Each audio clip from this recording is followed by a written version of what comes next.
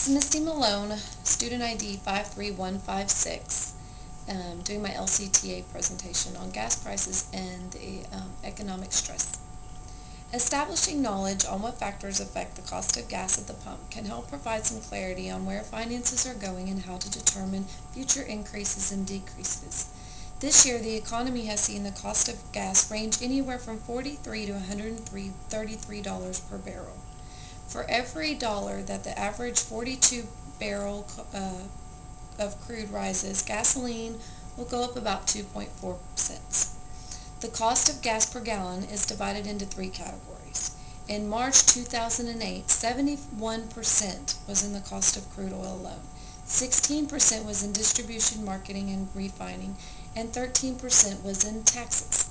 In December of 2008, the cost of gas per gallon was 62% in the cost of crude, 11% in the cost of distribution, marketing, and refining, and 27% in taxes, taxes having increased 14%.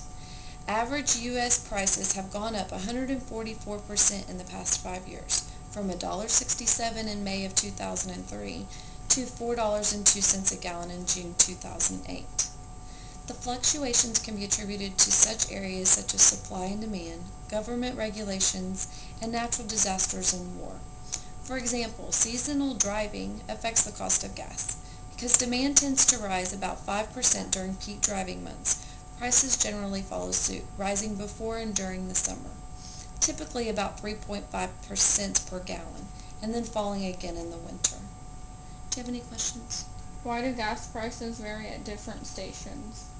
The retailers are free to set the price of gas at their discretion. This can be seen when two gas stations are located at the same intersection of a highway. One gas station may have a higher cost of gas than the other, but the public has a choice to choose which station they choose their gas from. Government regulations have a very significant and constant variance on the cost of gas. For example, taxes which vary greatly across different markets. Differences in state and local taxes and excise taxes can add as much as 40 cents per gallon in certain areas. For example, Alaska has the lowest gasoline tax in the country at 26.4 cents, while others, like California and Connecticut, have the highest at 63.9 and 62.5 respectively. Natural disasters, of course, can also affect the cost of gas, but an area that is unpredictable until the occurrence of the disaster. For example, Hurricane Katrina and Rita directly impacted the Gulf of Mexico, but the rise in the cost of gas was seen all over the country. The reasoning behind this is that gasoline production was shut in following the hurricanes, and the country's gas supplies were reduced approximately 10%.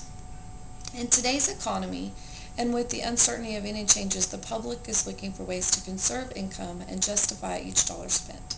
For example, Americans spent about $26 billion more on gasoline through the first 9 months of 2004 than they did over the period in 2003. This was a 16% increase. With gas being such a burdening expense, there are ways to conserve the amount spent at the pump. These techniques include areas such as driving techniques, car buying, traveling, and brand shopping. Poor driving techniques, speeding, rapid acceleration, and braking waste gasoline. Car buying is now a huge consideration. Even though the economic recession is keeping many from even buying a car, there are the ability to buy a hybrid, and the government is providing tax breaks on buying a hybrid. Travel is another way that consumers and businesses are cutting costs. People have to travel out of town for various reasons, and companies are cutting costs on traveling out of town for business. Customers can minimize driving by making lists of things that they need to do before leaving the house and organizing their route they take. Using MapQuest and other mapping sites will also help consumers minimize mileage and gas costs. Air travel is the expense most try to use wisely anyway. The cost of gas also affects pocketbooks and their shopping habits. The transportation of goods costs more, and that eventually affects the cost of productions on the shelf. It may be necessary to help curb these increases. Consumers can use coupons, buy off-brands, and even buy online. This will help make minor adjustments in consumer budgets. The cost of gas at the pump fluctuates continuously based on factors both within and beyond public control. It is important to gain an understanding in ways to conserve this amount consumers spend at the pump and prepare for future rising and falling of gas prices. Did you have any other questions? What are some specific things while driving I can do to conserve gas?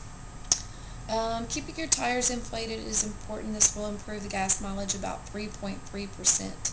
And maintaining the speed limit. Consumers that can assume that each time they drive 5 miles over 60 miles per hour, it's like paying an additional 21 cents per gallon. That is the conclusion to my presentation.